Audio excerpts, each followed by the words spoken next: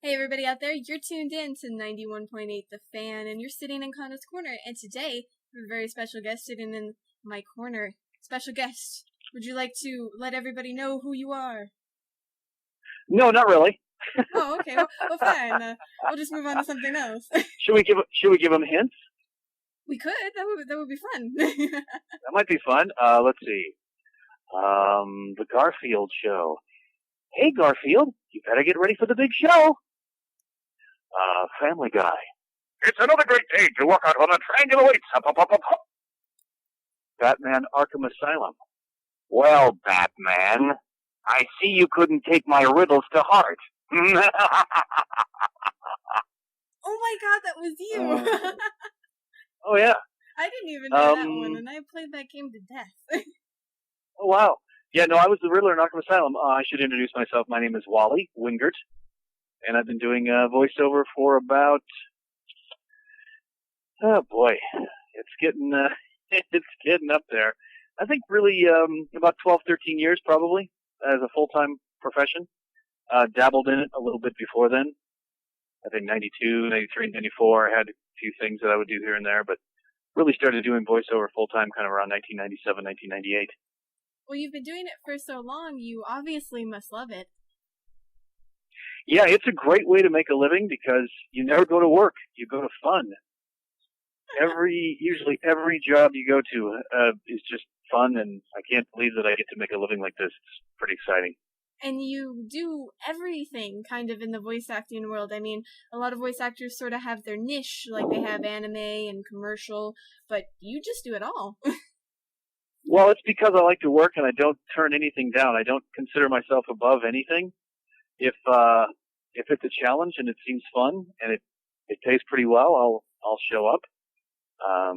Some voiceover actors look down upon anime, and some commercial actors look down upon animation, and some animation people look down on promos. And it's just I'll do anything. I'll do everything as long as it's fun, and like I said, it pays well. So I'm open to everything. I like to work. Well, that's definitely a good thing, especially with the economy as it is today. Yes. Well, I am working on a show called The Avengers: Earth's Mightiest Heroes that'll debut on Disney XD in the fall. And one of the other voice actors is Lance Henriksen. Of course, everybody knows Lance from his work in films, Near Dark, and of course Alien and Aliens. And he's a great actor. He's a great guy. And he said, I don't turn anything down anymore. I just want to work. So good for him. Yeah, that's definitely good stuff. And now you specifically, you haven't been doing anime for as long as, say, regular animation and commercials and announcements. Would that be correct? It all kind of happened around the same time. I can't remember what the first anime thing I ever did was. I'm thinking it might have been Transformers Robots in Disguise, but I'm not really sure. I think one of the first, it's not really anime, but it was dubbing, a French cartoon called Three Little Pigs. And that came out, I think, in about 95 or 96. But that was originally a French cartoon that we dubbed to English, so it wasn't technically Japanese animation. But I think the first thing I might have done was Transformers Robots in Disguise. And once I got, in with Jimmy Simone and the guys who were doing all of the anime stuff through Saban, just would audition for more stuff and more stuff and more stuff, and it was actually a lot of fun. I actually found it quite challenging to watch lips move on a cartoon and figure out ways to put my voice with those lips. So it's a good time. It really is an art. I've tried to teach friends how to do it, and some people have the knack, some people don't.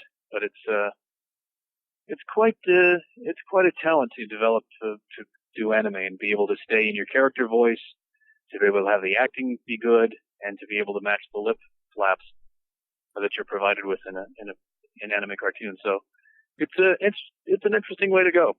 When you a lot of fun. When you originally started, did you rely very heavily on the Japanese voices you heard, and now that you've grown, you don't as much, or is it still a big factor?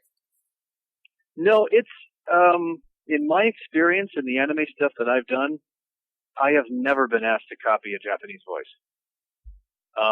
when that's a common misconception, I think, among anime fans, that somehow we're trying to copy the anime or the original Japanese voice. Honestly, to me, they all sound the same to me. I wouldn't be able to copy them anyway, because when I've heard the Japanese voices, it sounds like the same guy doing all the voices. Maybe it is. I don't know. It's just I don't hear any delineation between this voice versus this voice. It sounds like it's the same guy doing all the voices. So when a company buys the rights to an anime cartoon and wants to release it to an American audience, they have to Americanize it. They're not looking, in my belief, in my experience, they're not looking to attract the hardcore anime audience who watch it in Japanese. They know that they're probably never going to get those people because they're always going to watch it in Japanese. They prefer the subtitles. So they're going for a completely different audience. They're going for an American audience, American, kids, adults, whomever, who like the style of the drawings and the animation, but don't want to read subtitles. But people who are also privy to, watching Batman the Animated Series, and, Avengers that's coming up, the Justice League, those kinds of shows where all the voices are different, the acting style is a lot different than, it is in Japan. So they really, really try and change it for an American audience. They have to kind of redress it to appeal to an American audience, because American audience, if you stayed completely true to the Japanese cartoon, probably wouldn't embrace it, because it's a difference in cultures, different sensibilities. For example, in Japanese anime, you hear them do a lot of vocal effects that you'd never do over here, because it would get a laugh because it sounds funny. But over there, it doesn't sound funny. It's like the sound of exasperation or whatever.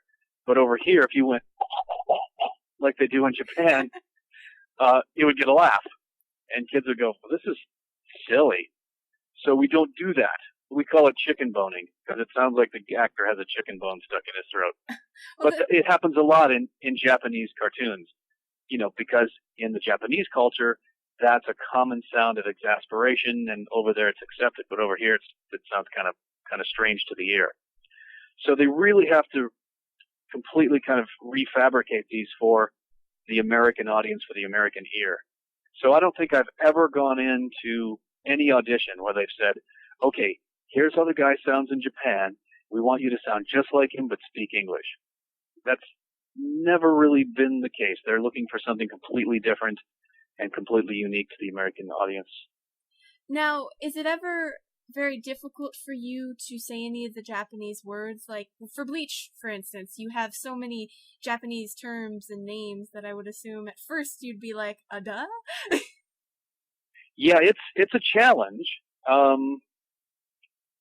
And it's probably one of the hardest things about dubbing anime is getting all the crazy words down. But luckily we have a little resource in a computer that has all the words and the accepted pronunciations of those words according to the production company. So, if you say, konnichiwa, and you're like, konnichiwa? Oh, that's not right. That's not right. So let's go to the pronunciation guide. And they have a guy who just sits and reads all these words that has recorded all of these words into the database.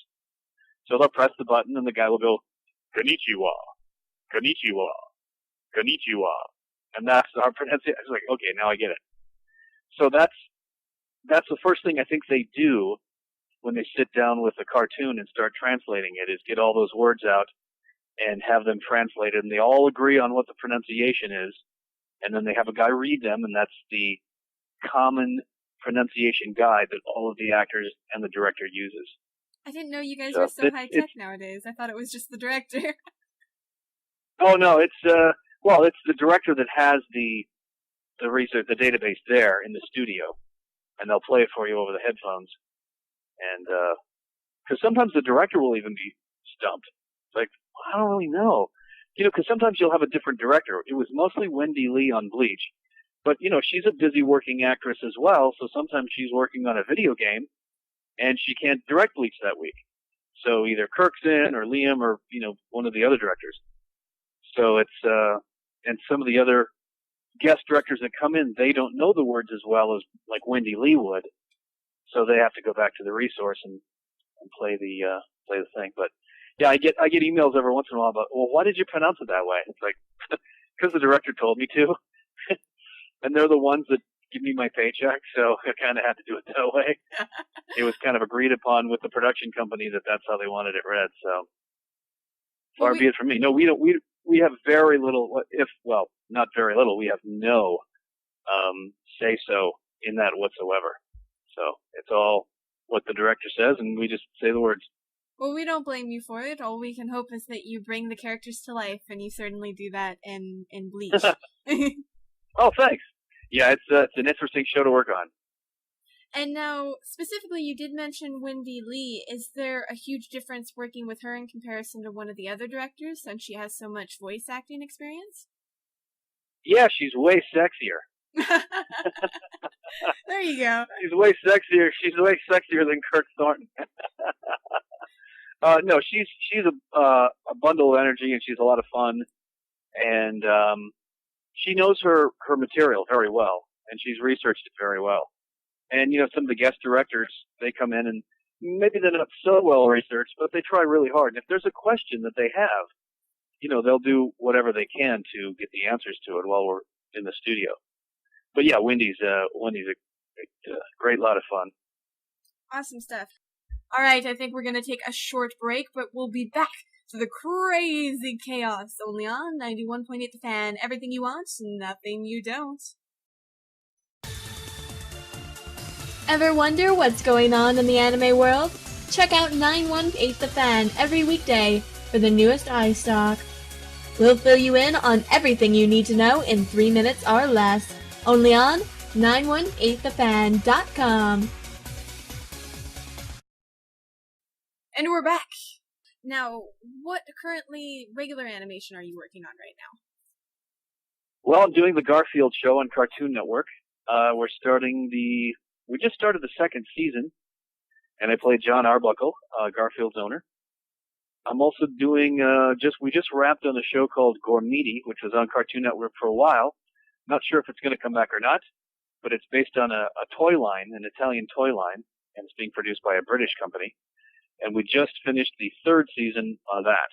We did 2 full seasons and then a half of a third season.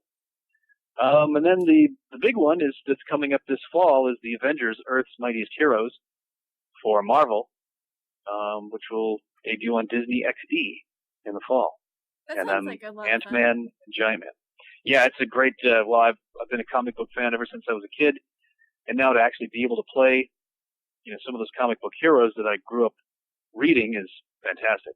So I get to play Ant-Man, and then he turns into Giant Man, and then he decides to take on a bunch of other identities later, but I can't talk about any of that right now because it's all secret. Oh, no, I understand the NDAs. They're our favorites. Right, yes. So, that and video games, I think they're starting to voice track Batman Arkham Asylum 2, which will be coming up pretty soon, I think. And it's all very exciting. I am pretty excited for Batman Arkham Asylum, too. I'm pretty sure there's very little you could say about that one, though. Yeah, well, there's very little I can say about it because I just don't know that much about it. All I know is that the Riddler has a few lines, so I'm going to be back doing that pretty soon here, and hopefully he has a bigger part. I'm sure the game is going to be fantastic. Hopefully he has a bigger part where he starts fighting people with like a cane or something instead of just over your speakers. Well, it might be kind of fun. I'm not sure what they have exactly planned for him. But I had lunch with Paul Dini about maybe a month and a half ago, and he was busy writing it, and I think it's going to be fantastic again. So we'll have to see what the Riddler's part is in this one. But getting to play the Riddler was pretty amazing. And at first they just wrote him some lines to be on this little tape recorder that you heard. And then the writers were so happy with what we had done, they decided to write some more lines and give him even more of a presence. So it's a cool character. And the guy who played the Riddler in the Batman TV series, Frank Gorshin, was a friend of mine. He has been dead this May he'll have been dead 5 years. So to be able to play the Riddler now in this game is kind of a cool little full circle kind of thing. Oh, that's sort of amazing that you get to do that. And if you don't mind me saying, I very much love the performance when you especially started getting mad at the player. Are you using the internet? What's that? I remember, actually the Riddler goes on a tangent about the player using the internet or a strategy guide to find all the answers. Yeah, the writers, it's all them. They came up with some great stuff, some great lines, and I'm sure they're going to top themselves easily in the Arkham Asylum too, so looking forward to it. Very awesome stuff, and from my awareness, you're actually now the announcer on the Tonight Show. That is correct.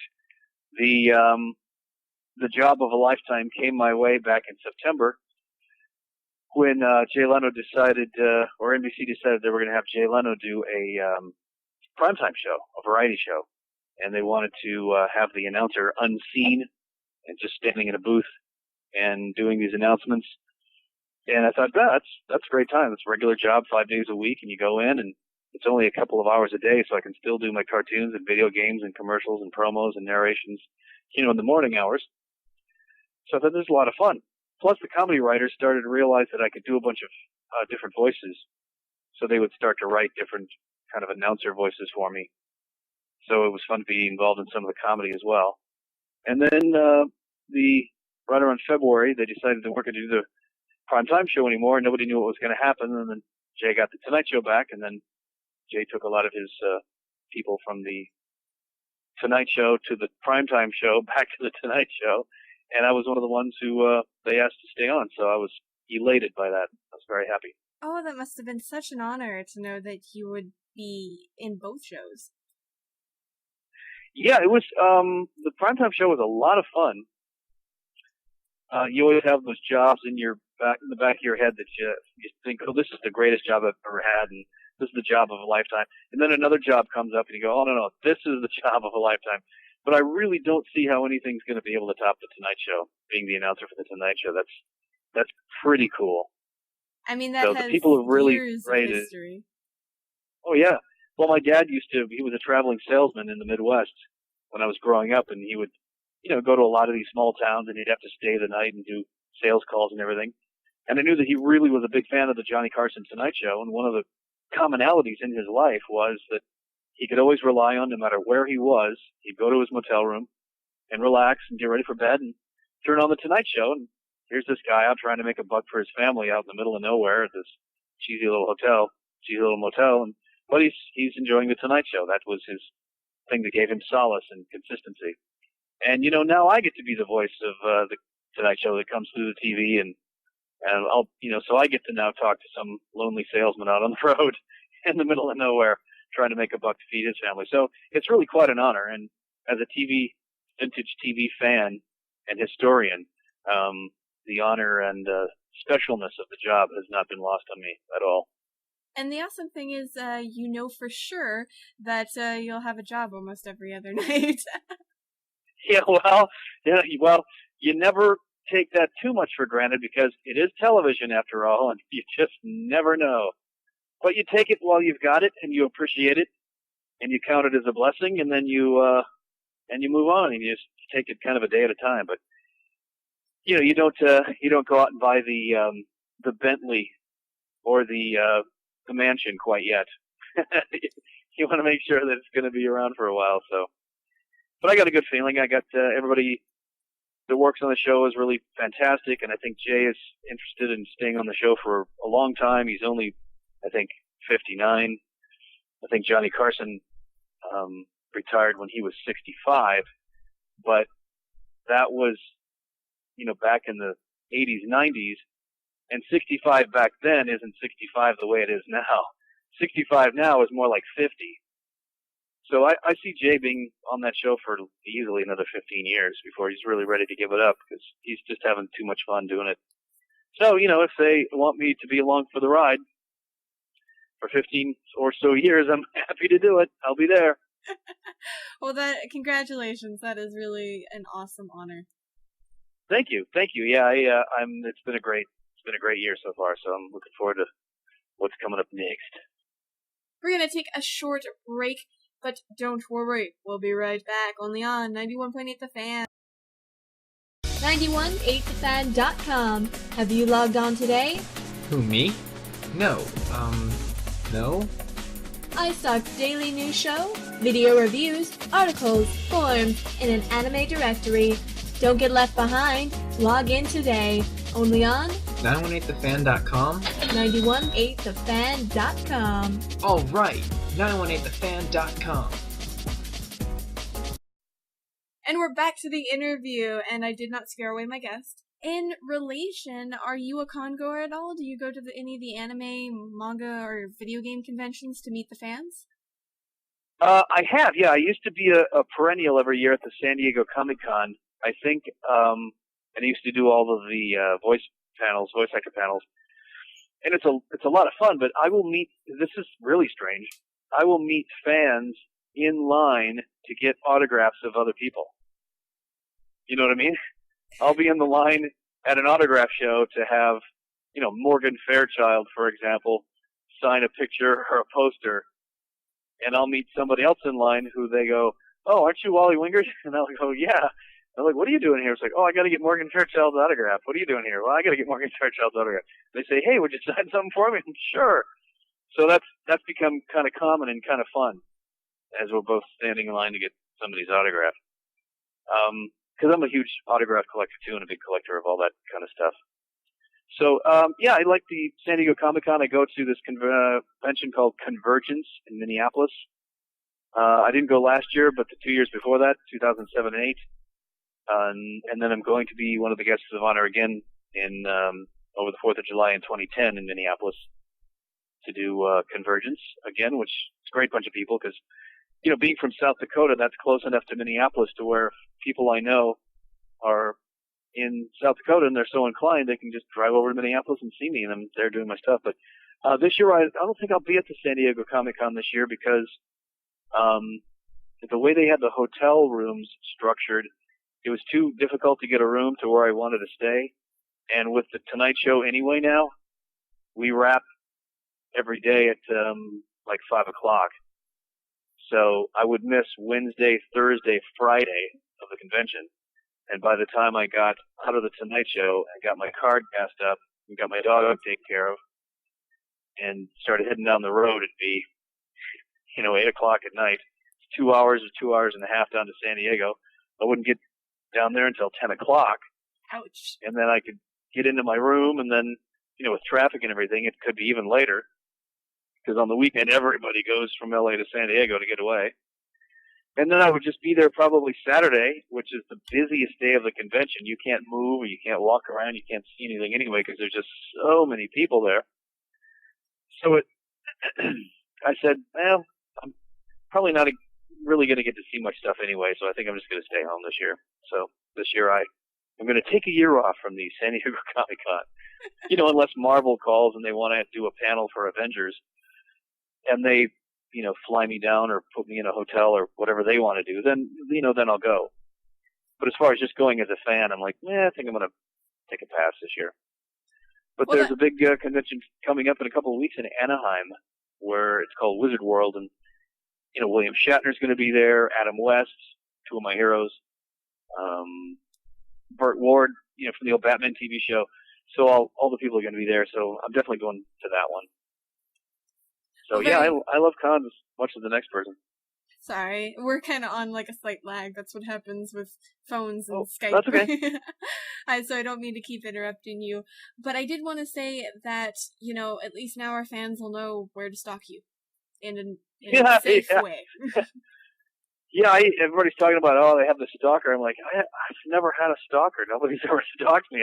I don't know whether to be like kind of disappointed or offended or kind of glad. I'm like, nobody's ever stalked me. Because, you have to be, stalking implies that there's an unwilling party. And if if the person who's interested in what I do wants to follow me around and talk to me, then I'll just stop and talk to them. I mean, I'm not really an unwilling party. I'm happy to talk to people about whatever they want to talk about. They just should know that my conversation is going to drift into Adam West as Batman or Andy Kaufman or something sooner or later, something I'm interested in too. But you never know. It's fun, and I see people all the time and at conventions, and we have great conversations. So everybody's been very, very polite and nice and considerate. So I don't know. I've had no bad experiences. You're a geek and you're one of us, and I think that's the important thing there. Oh yeah, major geek. Like I said, the funniest thing is just standing in line at Comic-Con to get the new Wonder Twins action figure set that I did the voice of Zan in, and I wanted to get a couple of them to have in my collection. And somebody had heard me say to a friend that I'd done the voice, and they were like, "Oh my gosh, hey, when I get mine, will you sign it?" Sure. Like, hey, you did the voice. You don't have one of these already? Nope. Got to stand in line like the rest of you. So, but it's fun. You get to meet people that way, and you have an experience, and it's always a good time. Well, hopefully we'll send more fans and stalkers your way. Do you have a website or Facebook or any of those social networking things? I have a website called wallyontheweb.com, and I do all my stuff through there. You can email me, and all the latest news is on there. And I figure it's such an immense website that I pay a guy to maintain every month. It'd be kind of silly for me to go do one of those free things, when I've got a huge website of my own. So there's always a way to find me. I'm not hiding from anybody. I'm easy to find. So. Well, good stuff. Is there anything else you want to tell our listeners out there? Golly, why are we done already? It's been 30 minutes, and we usually go about 20 to 40, so it's a nice even. I've jawed on for 30 minutes? Oh my gosh. No, we loved it. We loved it. Who put a quarter in me? I wasn't even half into what I wanted to mention, but well, whatever, that's cool. Oh no, that's we fine. can Yes. just fine. No, I don't want to take up all your time. No, the thing to the listeners, yes, keep the faith, because good things can happen to you if you simply believe. And pretty profound, huh? It is pretty profound. We will make a plaque with that and hang it up in our office. Wow, pretty amazing. It's. I don't think I'm the first guy to ever say that, though. I think that's probably been said before, but the intent is the same. And before we let you go, I was wondering if you'd participate in a 91.8 The Fan tradition. Ooh, what's that? Well, it's not painful, so don't worry. It's just a bump. We ask all of our guests who come on if they'd be willing to do one. Sure. What is it? What do I do? We were wondering if you could just say a line for us, and that would be, "My name is, I do this, and you're tuned into 91.8 The Fan." 91.8 The Fan. Okay, cool. Tell me when you want to do it. Whenever you're ready. Okay. Hi, this is Wally Wingert. I'm a voice actor. You might have heard me as Renji on Bleach. Renji Ibarra. I'm gonna kick your butt. And you're listening to 91.8 The Fan. Woohoo! Oh, that was perfect. Oh, good.